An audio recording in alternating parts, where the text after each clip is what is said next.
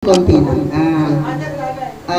Actually po, nung maliit po yan, wala po akong trabaho. So, ako po yung nagpapatulog dyan, nung baby pa yan, ako yung papatulog sa gabi, tapos dinadala ko kay mama.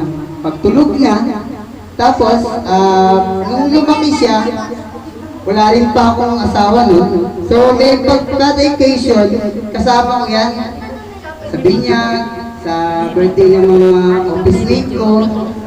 One time akong pinag-isip niyan kasi takbo ng takbo yan sa restaurant. Ayaw kumain, gusto niya tumakbo lang ng tumakbo. Pag may makakitang Jollibee, papasok. Gusto ng spaghetti, ganyan, papabili kahit hindi naman pwede.